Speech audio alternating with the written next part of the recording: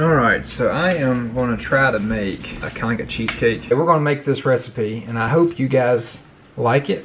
We'll let you know how it turns out. So for the crust, 2 tablespoons of butter melted, 1/4 cup of sweetener. Again, I use Swerve. 1.5 cups of almond flour, 1 teaspoon of cinnamon, and 1/2 teaspoon of baking soda. I'm going to start off making the crust.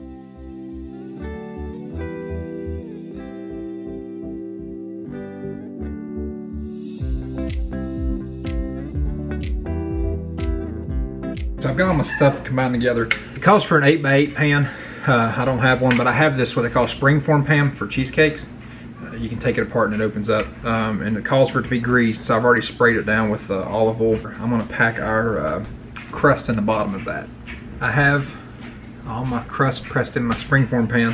So I'm gonna bake it on 350 for 10 minutes, and while that's baking, I'm gonna mix my insides. The filling, we'll call it the filling.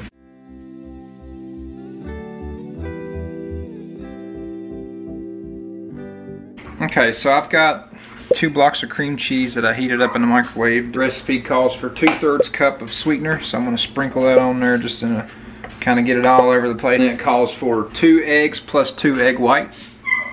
So I'm going to dump that in there. 1 teaspoon of vanilla extract and 2 teaspoons of cinnamon. So I'm going to do my cinnamon first. Yeah, we'll just get the rest of that, right? A little cinnamon. Our good vanilla is not done yet. It's still percolating, let's say. So anyway, we're gonna mix this all together. The recipe calls for this to mix really good, so that way it's kind of airy.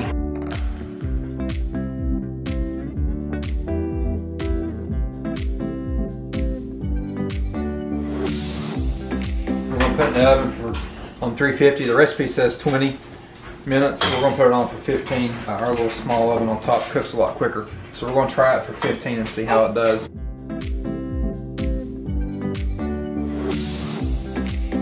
Alright everybody, so I've been doing a diet about 6 weeks, 7 weeks now.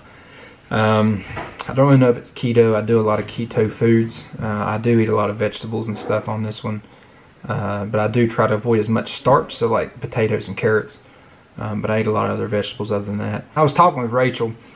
We were talking about like how I choose like recipes and stuff, and I don't know, I kind of just get on Google, and a lot of times the recipes that I find kind of just compound on one another. It's like I find a recipe and you scroll down and it's got more underneath of it. So for years I've struggled with like anxiety, a little bit of depression, not a whole lot of depression, but a little bit, mainly anxiety though.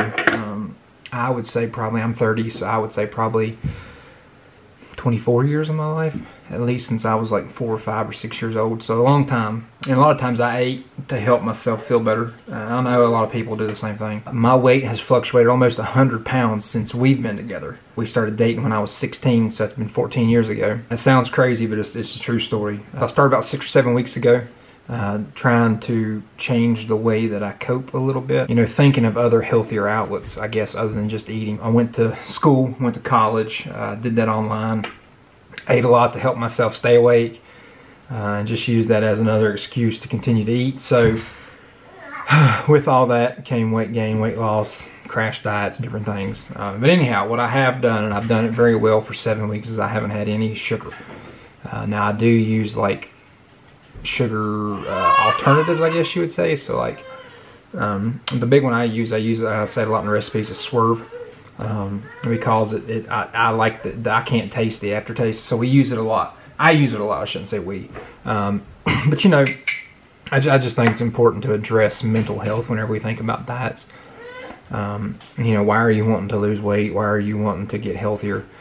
You know, and as Rachel and I've talked, we have a daughter, and you know, one of the biggest things that I want to do is not teach her to eat like I used to. I want to teach her to eat.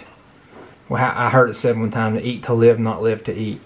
You know, I want her to eat to have nutrients, to have sustenance, but not to eat just because she wants to eat, which is what I've done for years. So with her birth, I've tried to do better. This is the most successful I've been in a long time. Like I said, I haven't had any sugar or any bread. Those are the 2 big things that I cut out, were sugar and bread. I still do eat a lot of vegetables, and I don't really count carbs. I don't do any of that. So I don't know that you would call it a keto diet, but it's kind of like that.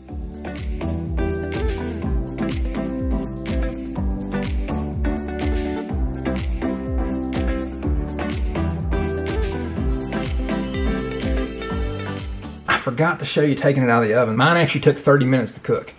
So 350, 30 minutes. The way we test it is like you do just any other kind of cake or a cheesecake or a regular cake. We just took toothpicks and stuck it down in the middle, and when it came out clean, it was done.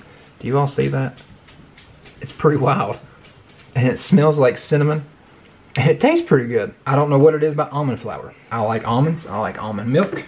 Can't stand almond flour. But it's not like a deal breaker. So that's my only, I don't want to say gripe even, because it's really good, and it's like it's nice for a pinch, especially if you're like craving something sweet. I would recommend it. Thank you all for watching. Hope you learned something.